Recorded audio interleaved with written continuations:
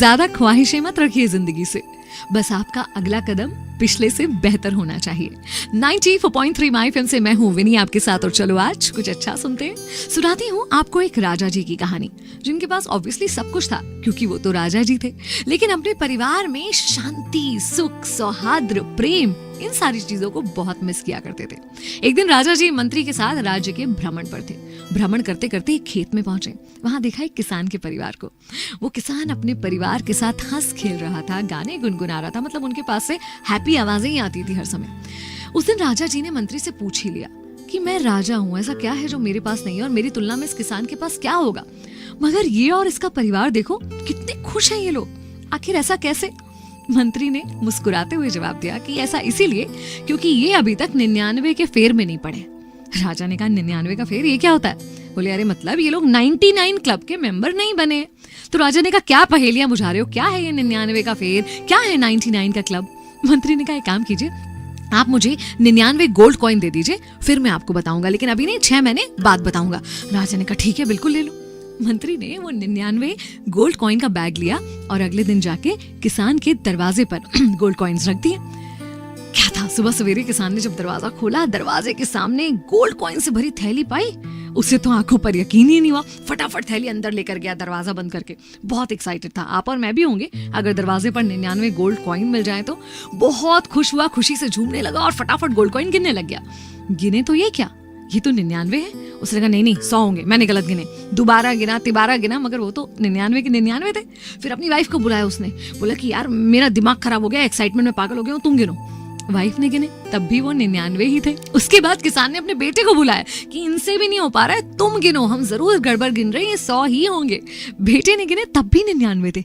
किसान ने कहा कौन है ये मूर्ख यार, देना ही था तो राउंड फिगर में देता, 100 पूरे देता, ये 99 है, ऐसे कैसे काम चलेगा? नहीं, इनको तो 100 करना ही पड़ेगा। अब ये फितूर किसान के दिमाग में चल गया, दिन रात मेहनत करने लगा, लेकिन उसको महीने और साल लगने वाले थे एक गोल्ड कॉइन अर्न करने के लिए, बस उसी में लगा हुआ था वो। एक दिन उसकी पत्नी का दिमाग खराब हुआ, बोला यार मेरा पति तो बिल्कुल ही पागल है, 99 गोल्ड कॉइन मिले, ना खर्च कर रहा है ना करने दे रहा, और एक के चक्कर में पड़ा। मैं तो चली जाती हूँ, अपने लिए कुछ चीजें खरीदनी मुझे।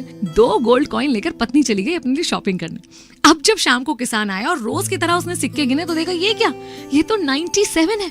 बहुत चिढ़ा, बहुत नाराज हुआ। जब पत्नी ने बताया कि मैंने खर्च करे तो उससे बहुत झगड़ा भी हुआ उसका।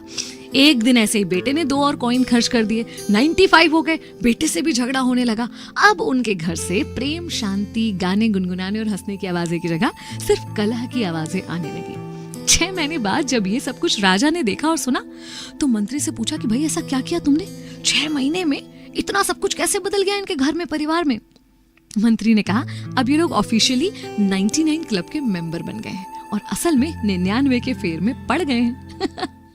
99 का फेर क्या होता है जो मंत्री ने राजा को समझाया, मैं आपको बताती हूँ। 99 का फेर वो है, हर वो व्यक्ति 99 के फेर में है जिसके पास 99 कॉइन है, लेकिन वो भटक रहा है एक कॉइन की तलाश में जो उसके पास नहीं है। हम सब ना अपनी हैप्पीनेस को एक लक्ष्य की तरह तय कर लेते हैं। जब मैं इस कॉलेज में एडमिशन मुझे मिल जाएगा तब मैं खुश हो जाऊंगा, जब यहाँ नौकरी लग जाएगी तब मैं खुश हो जाऊंगा, अगर मैं अमेरिका की वेकेशन पे जा पाया तभी मैं खुश हो पाऊंगा।